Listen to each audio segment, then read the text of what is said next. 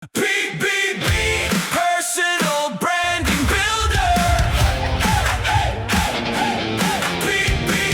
Hi everyone, so we are here in High Level Manila and we'll be asking expert what is their take when it comes to personal branding. Sa dami ng tao Hi everyone. This is MK, the founder of FH Moms or Filipina Home-Based Moms. Yes, my name's Chinelo. I'm from the UK, Chinelo Ononeku. I'm a property entrepreneur, founder of Entrepreneurs, the global community that helps ambitious moms scale their businesses without compromising their lives. Jennifer Estil, founder of Overflow Education. energy, automatic na yan, they remember you. Ayan. So, you know what? Sobrang love ko ang personal branding na topic. And if there's one thing no na gusto kong i-highlight para sa mga bagong freelancers or even entrepreneurs, no, that branding is not just about logo, no, it's not about colors, ganyan. Parang most of the time kasi, parang pag sinabing personal branding, okay, dapat i-identify ko na yung colors na nagmamatch sa personality ko, ganyan. Pero in reality, no, always remember na your personal branding, no, should reflect, no, sa kung sino talaga kayo, kung ano talaga kayo. Kumbaga, sa mga marites dyan, di ba? Ano ba ang sasabihin ng isang marites sa'yo kapag wala ka sa room? That's your personal branding. The rates people pay you would depend on your personal brand. Meaning, what does personal brand mean? No, it's the amount of trust na tingin na ibibigay nila sa iyo. So in short, if no matter how good you are, but they don't know you, you get paid less. But sabi nga nila that you get paid not how good you are, but how famous you are in what you're good at. So that's personal branding. The most important thing is that people aren't buying your service, they're buying you. So if people don't buy into you, they will not buy your service. There's so many freelancers in the world. Why should anybody work with you? Focus on making you the thing that sells. Everything you post is either hurting your brand or helping your brand. So do an audit, look at what you're doing and say, does this hurt my brand or does this help my brand? I love that question. I wish, or hindi naman wish kasi ginagawa ko na siya now, I want every freelancer to know that with personal branding, you really have to show your face, tell your name, and associate your business and your brand with you. Because you are the niche. You yourself, me, Jennifer Estel, is the niche. You yourself is the niche. And that is the main asset that will make you money. Believe it or not. Okay, so I believe that both is very important. I mean, you need to position yourself right, and you have to have the skills in order for you to make sure that you can deliver what you position. But being able to really put yourself out there so people know is very important as well. A good question kasi if I would, I sa totoo lang, I can't do or, pero if I were forced to choose, I would go for skills. Here's why, no. Pag magaling ka kasi, if you're good in something and you're the best at something, you're gonna eventually become famous at that thing because you're the only thing that can do that. So, kasi kahit sikat ka tapos fame kasi just amplifies who you are. So if you suck, if you become famous, they know you that you suck. Sa akin siguro, I think it's better positioning. All because no, a person no can evolve into different na roles. So ibig sabihin, if you have the skill to position better, no, kahit saan ka dalahin, kahit na anong maging trabaho mo, kahit na anong industry yan, kayang-kaya mong bumenta, kumita, mag-grow, 'di ba? So ako, I think it's better positioning. And of course, kailangan ng skills, be. Paano ka mako-position kung walang skills, di ba? Pero better positioning pa rin. Well, things have changed. And guess what? Hasn't changed. My brand. And that's exactly why this is an important talk, because it doesn't matter what changes, the technology, Claude, OpenClaw, Go High Level, ClickFunnels, whatever that new technology is, it doesn't matter if you build a brand.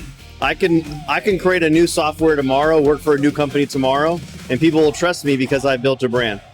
So it's really important to build a brand. Skills, any skills can be learned. I believe that positioning also can be learned, but that's more important because again, that's your unique selling point. As I say to my children, everybody else in the world is taken, so be you. Be you, and that's the thing. People either buy into you or they won't, and you want to know that quickly. If somebody is buying into you, let them buy into you quickly. If they don't want to buy into you, you don't want to work with them anyway. But be so clear that they may make that decision quickly. The skills come later, you can learn them. Personal branding builder. Really important because the technology is going to change, the world changes, but especially in the age of AI. In the age of AI, it's really important because everyone can look like an expert. They can ask ChatGPT for an answer and get something. So now people really rely on if they can trust the person. Personal branding is very important nowadays, all because you know naman gaano ka-tight ang freelancing industry ngayon. And we're not just competing to our fellow Filipinos, but we're also competing to the global freelancers. And ibig sabihin lang sobrang dami na may pare-pareho ng roles, pare-pareho ng branding, pare-pareho ng ino-offer.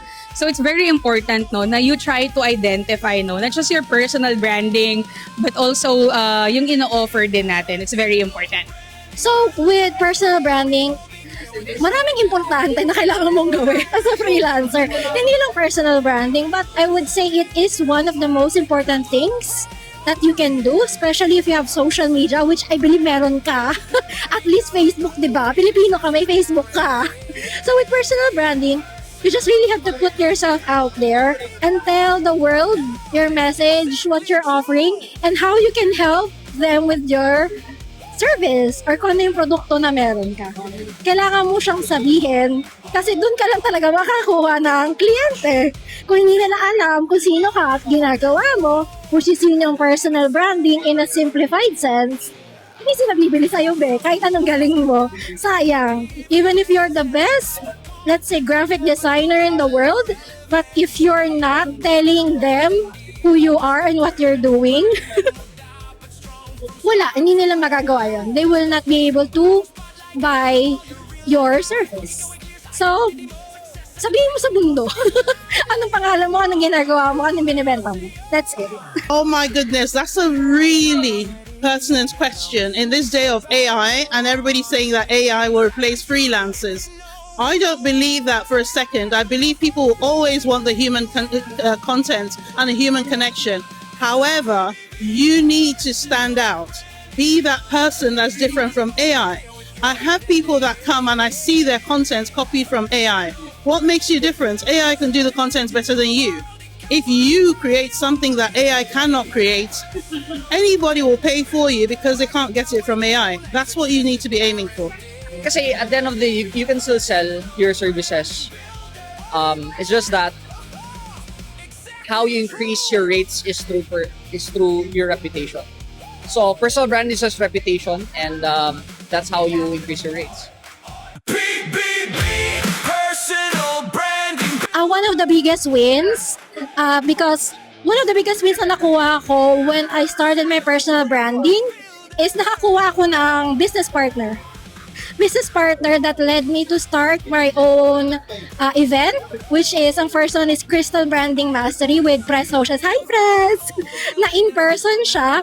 And I was able to do that because I built my personal branding. Pinakilala ko yung sarili ko. And actually, mentor ko siya.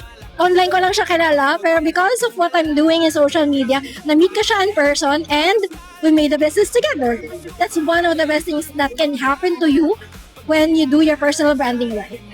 So, I mean, nobody knows me, right? But social media has helped me position myself, and building that personal brand has really helped me in a way that brands approach me, such as Canva and High Level. So I've traveled in Australia for Canva as a Canva verified expert. I'm invited here in the Philippines to do so, because when you kind of put yourself out there and position yourself as an expert, you're able to really benefit from it. So yeah, I mean, it just positioned me from somebody that people knows and from a nobody. I've probably launched 5 or 6 new products just in the past year, all because of my brand.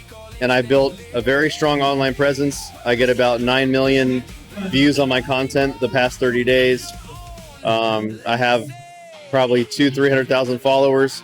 So I don't have to start from scratch. Every time I want to do something, every time I want to launch something, every time I want to work on a project or do an affiliate deal, I already have an audience. So you should be building an audience every day.